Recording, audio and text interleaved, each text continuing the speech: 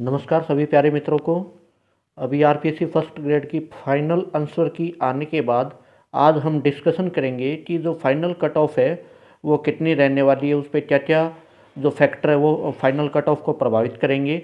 और last finally जो RPSC first grade की सभी सब्जेक्ट की जो कट ऑफ होगी वो जैसे क्या रहेगी इन फैक्टर के अकॉर्डिंग। और अभी अपने चैनल पे नए हो तो चैनल को सब्सक्राइब भी कर लेना।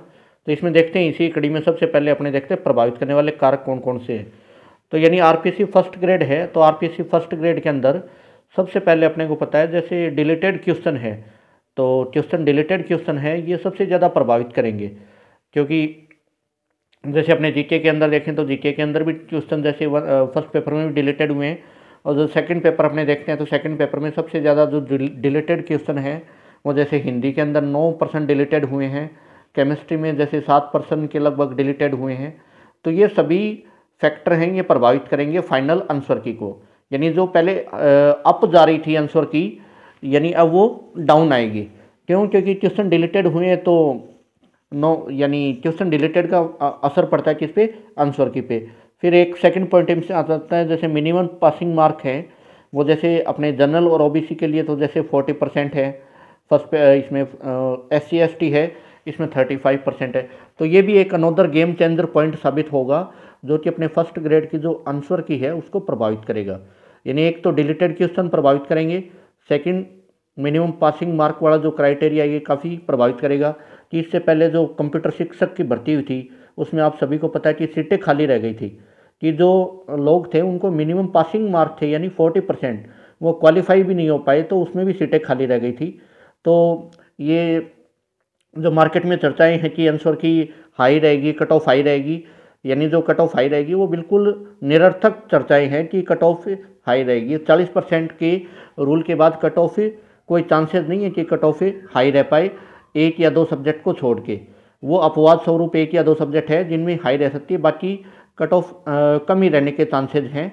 और जो पुरानी कट ऑफ है जो पहले के पेपर हैं उनसे डाउन ही रहेगी। जो 2018 का पेपर है तो उससे डाउन में ही आएगी कट ऑफ। क्या आएगी? डाउन, उससे अप नहीं आएगी। उससे यानी 10 से 15 नंबर डाउन मान के चलो आप कट ऑफ को, उससे अप नहीं आएगी। फिर जैसे पोल्स भी हैं, मार्केट में पोल भी करवाए गए हैं कि फर्स्ट ग्रेड में पर पेपर यानी सब्जेक्ट की कट ऑफ क्या रहेगी। तो 50 से 60 हज़ार लोगों ने पोल भी किए हैं। तो वो सब एक निरर्थक चर्चाएँ हैं, उन पर कोई मतलब नहीं है, क्योंकि कट ऑफ है वो डिलीटेड क्वेश्चन और जैसे पर्सन आपके लग रहे हैं तो अपने वो ऑफिशियली पता है 40% का रूल भी है। और अब जैसे थोड़ी इनमें सीटें भी बढ़ाई गई हैं, तो सीटें बढ़ी हुई सीटें हैं तो ऑफिशियली क्या होगा कि कट ऑफ जो पहले हाई जा रही थी वो लो आएगी। क्या होगी? लो आएगी। और फिर टोटल फॉर्म्स भी प्रभावित करते हैं, सीट भी जो टोटल सीटें हैं सब्जेक्ट की उसके अकॉर्डिंग भी कट ऑफ प्रभावित होती है। और जो पेपर लीक वाला है तो उससे भी प्रभावित होती है थोड़ी बहुत, लेकिन इस पर चर्चाएँ निरर्थक है। फिर जैसे आपत्ति का जो असर है, यानी डिलीटेड क्वेश्चन पे जो क्वेश्चनों के लिए आपत्ति लगाई थी उनका भी असर पड़ेगा। और इन डिलीटेड क्वेश्चन के आधार पे यानी आरपीएससी का रुझान क्या रहता है, कट ऑफ क्या रहती है, वो अपने देखते हैं कि cut off minimum cut off यानी जो कट ऑफ का क्राइटेरिया वो कितना रहना चाहिए। और जो अपने सेकंड ग्रेड में लगे हुए हैं, थर्ड ग्रेड में लगे हुए हैं तो उन पे तो इतना ज़्यादा असर पड़ता नहीं, लेकिन जो बेरोजगार हैं उनको इन कट ऑफ की चर्चाओं से दूर रह के अभी थर्ड ग्रेड पे पूरा अपना यानी फोकस देना चाहिए। क्योंकि थर्ड ग्रेड का जो एग्ज़ाम है वो अपना 28 फरवरी को है, तो उसमें काफ़ी कम टाइम मिलेगा अपने पास। और अपन इन निरर्थक चर्चाओं में अगर अपना टाइम ख़राब करेंगे तो अपने लिए ऑफिशियली नुकसान है। क्योंकि जो पेपर करके आए हैं वो अपन ने आंसर की मैच किए तो अपने को पता है कि अपनी क्या स्कोरिंग रहेगी। और मैं ये भी चाहूँगा कि आप कमेंट के माध्यम से भी लिखें कि आपकी जो मार्क्स हैं वो कितने बन रहे हैं, कट ऑफ के आधार पे आपकी यानी आंसर की के आधार पे आपके जो मार्क हैं वो कितने बन रहे हैं। तो आप कमेंट के माध्यम से भी लिखें। और फिर जैसे अपने देखते हैं इनकी कट ऑफ की स्थिति, तो पॉलिटिकल साइंस और जैसे हिस्ट्री का पेपर है इनका पेपर टफ माना गया था, यानी पॉलिटिकल साइंस और हिस्ट्री का पेपर टफ माना गया था। और मार्केट में चर्चाएं थी कि पॉलिटिकल साइंस और हिस्ट्री के पेपर ने इस बार लोगों की हवा उड़ा दी, यानी लोगों की क्या उड़ा दी थी? हवा उड़ा दी थी। तो ऑब्वियसली बात है, पेपर टफ है तो कट ऑफ लो ही आएगी। और फिर केमिस्ट्री और जैसे अपने हिंदी में बात करें तो इनमें डिलीटेड क्वेश्चन का भी असर है।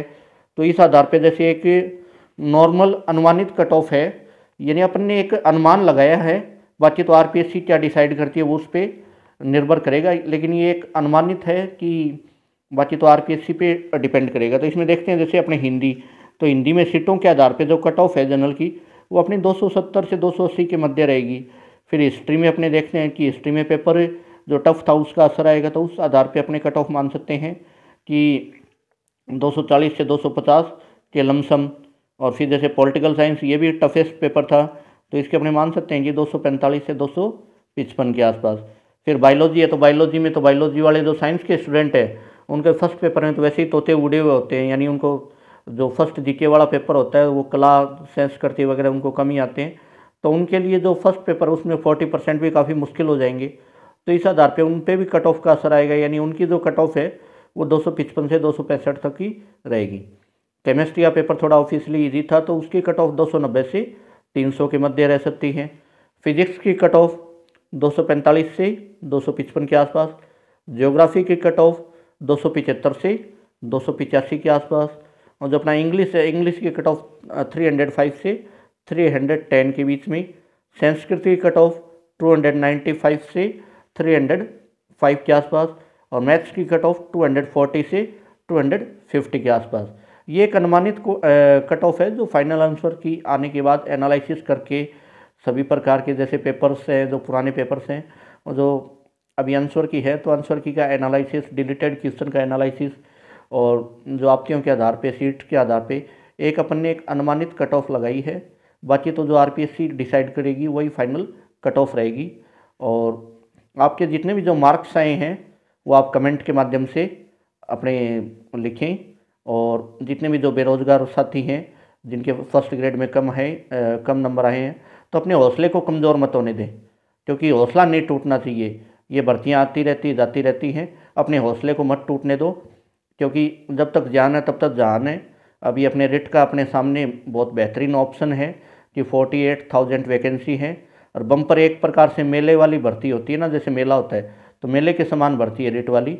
तो उसमें बिना टाइम ख़राब किए अपने और जुट जाएं, यानी सिलेबस है, सिलेबस को कम से कम 2 या 3 बार रिवीजन करें।